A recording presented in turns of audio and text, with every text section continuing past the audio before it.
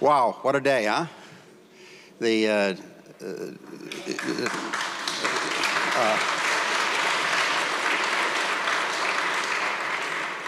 Now, since I'm an American, as you can tell by my accent, I say you ain't seen nothing yet.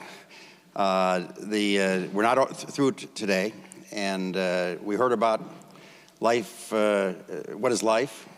I still don't understand it, but it's a cool question. And then we heard about what is consciousness, and that's even harder to understand. And I really enjoyed every second of it. I won't try to recap everything that was said, but this is exactly what the sponsors wanted to hear, was a wide-ranging discussion.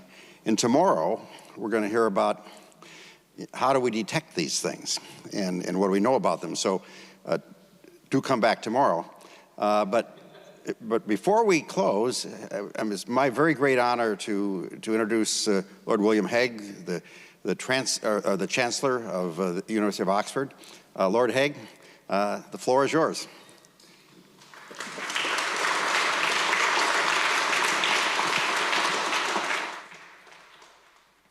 Thank you very much.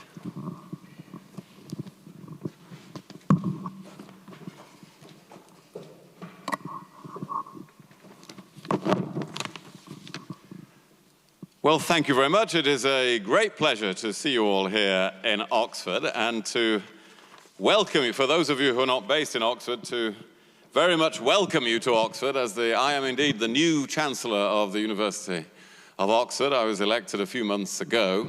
For those Americans here, I was elected in a process that actually took longer than electing the President of the United States and was a good deal more complicated than electing the President of the United States.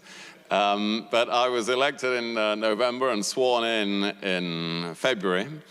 Do not expect me to be an expert in any way in the subject matter of your conference today. I am here to express the delight of the university that you are here and that you are working together, and the role of Oxford in all of these matters.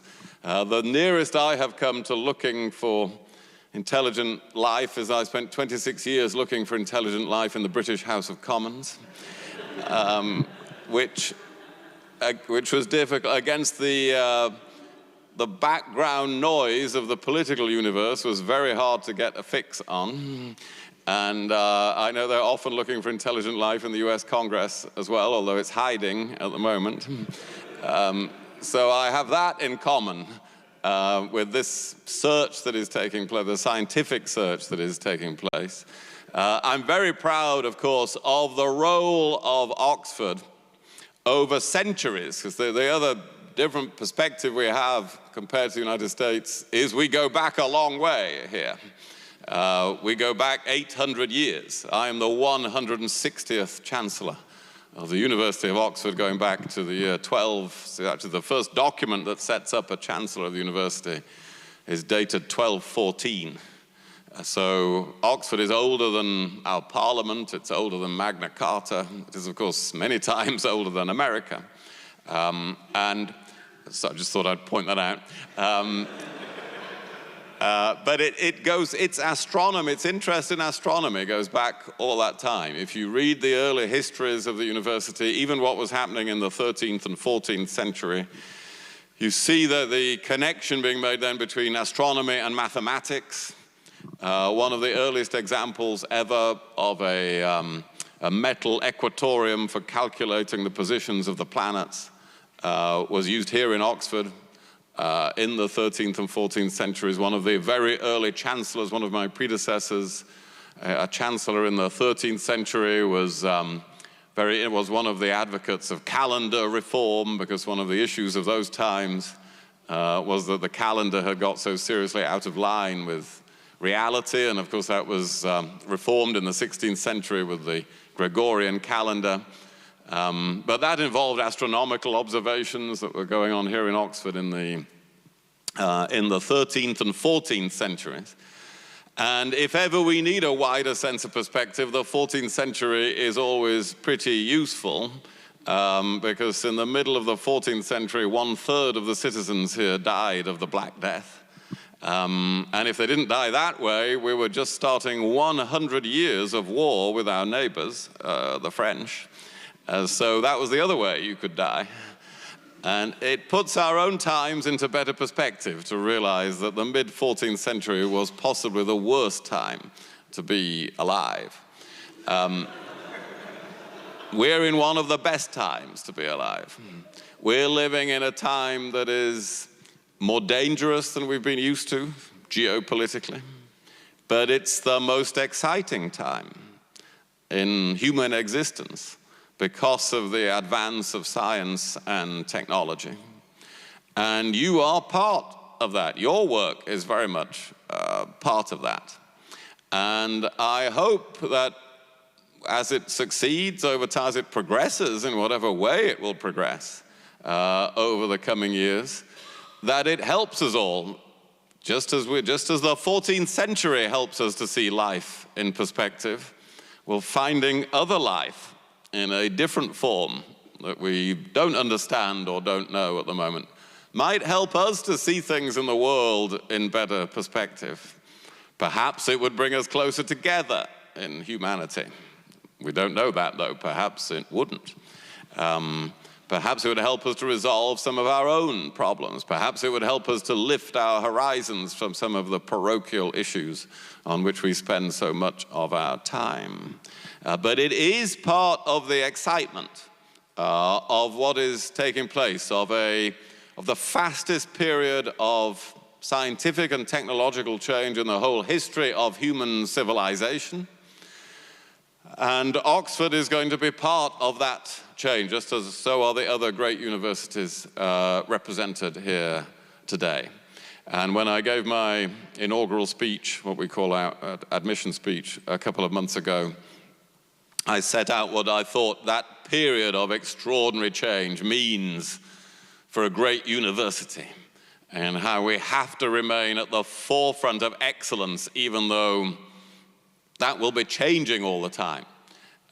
We have to have the constant reinvention of our ideas to make sure we're at that forefront of excellence, and that we draw on the talents of all brilliant people, irrespective of their background. And secondly, I said how we will have to be increasingly cross-disciplinary in our work. And thirdly, how we have to maintain freedom of inquiry and freedom of speech, including academic freedom, an important topic in the world at the moment, freedom from passing ideologies, but also freedom from governments, for scientists to take research where they believe it should go. So I hope these principles are ones that support your work as well.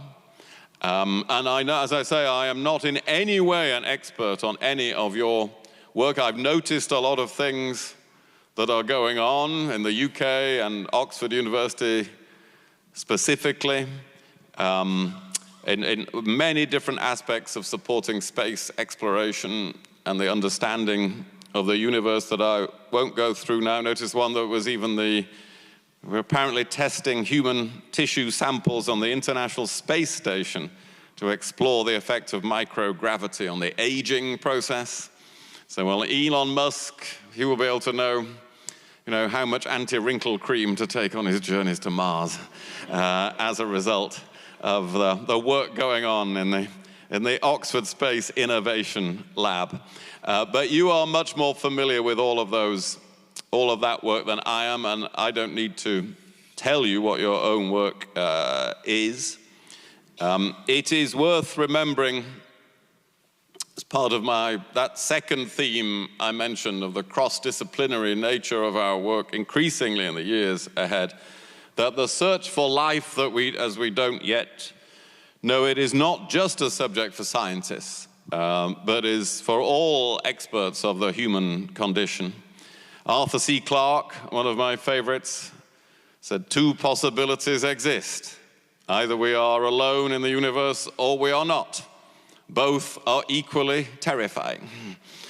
And you no doubt contemplate in detail those 2 possibilities. But it means we will need not just physicists and biologists, but we need philosophers and sociologists and religious experts to make sense of whatever findings your work eventually brings to light. And the accelerating pace of scientific progress will mean we need humanities and social sciences working with science more closely than ever before. So as Chancellor of the University, I look forward to supporting our university's efforts on space exploration and the search for extraterrestrial life, and for working in collaboration with all of you from other institutions. I'm particularly happy that your program includes an intern program, which is very welcome here in Oxford, and that here we have in this university world-leading expertise in many aspects of astrophysics, in radio astronomy, in exoplanet science, and many other aspects of this, and that we have close ties to the space sector here in Oxford, and that we are at the forefront of the work on artificial intelligence in so many aspects and dimensions that will, as it advances, undoubtedly contribute and accelerate your own work. So you are immensely welcome in Oxford, and I hope for those who are visitors that you enjoy your visit. I understand once I've finished speaking, you are going to be released into Oxford, where you can find so many delights. We have many of the greatest libraries of the world, some of the most beautiful gardens and parks, some of the most extraordinary and beautiful architecture, and a very fine selection of good pubs as well. And I hope one of at least of those things will be to your taste and many of the finest wine cellars of the country as well. I hope one of these things will be to your taste on your visit to Oxford. I wish you every success in your deliberations tomorrow, and I want you to know how welcome you are in doing your work here. Thank you very much indeed.